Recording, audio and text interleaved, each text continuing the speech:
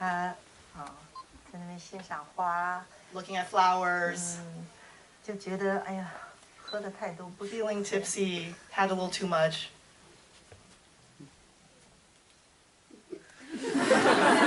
就吐了。I challenge you all.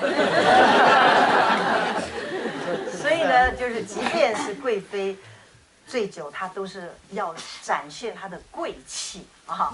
所以这个是我们京剧很特别的一种表演的手法，就是他所有的一切都是围绕在这个人物啊，即便他是别的情况之下，他都要保持这个人物的统一性。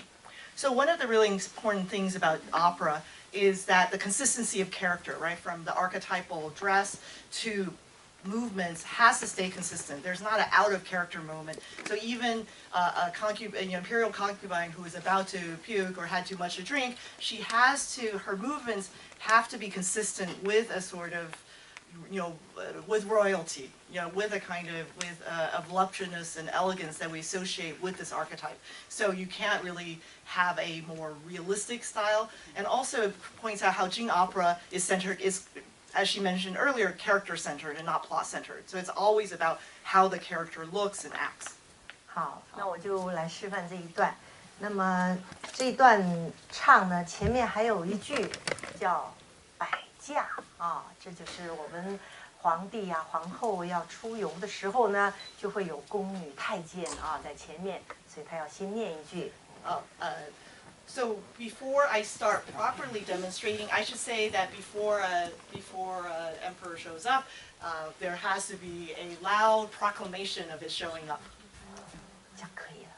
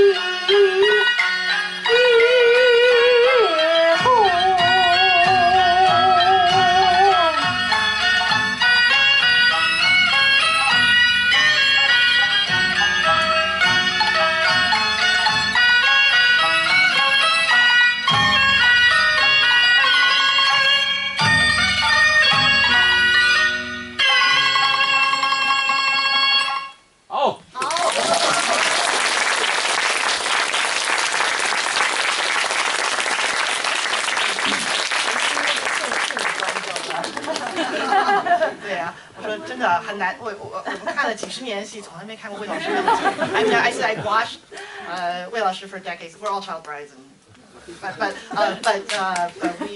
I've never seen her this up close. It's been such a thrill. And maybe in a little bit you all may have to move so for the second part.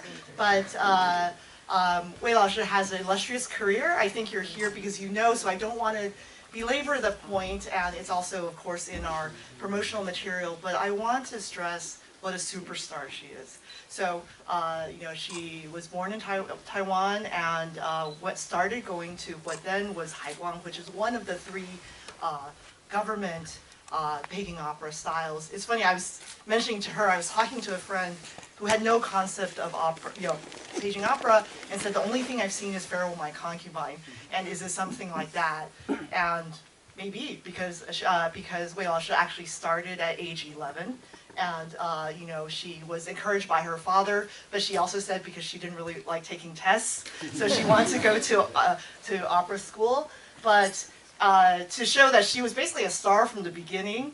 She started at 11, but by 13, she debuted on stage. This is her stage debut, and she was already the lead character. So she plays the lead role as Mu Guiying, right? So, yeah. 好，那么我的学习生涯呢，可以说是有很多的不同的阶段。那么我从小学戏。就学得很快，老师都非常喜欢我。那么，但是我毕业以后呢，却觉得自己对艺术的、对这个京剧表演并没有很大的触动。但是在那个时候，上天好像给了我一个机会，我就在香港看到了梅葆玖老师他们所代表的流派第二代的这些演员们很棒的演出。当时我就立定了志向，我这一辈子都要好好的唱戏，来做京剧的推销员。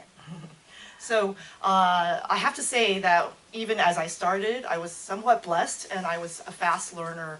And my teachers always said that I was particularly talented. In a sense, this is why she debuted so early. But even after a while, and as I became more established, even in my early 20s, I felt like I hadn't quite connected to what I loved about Beijing opera. But in a very, very serendipitous moment, I met Mei Lanfang's son, who is also his true inheritor, who is also a female impersonator legend.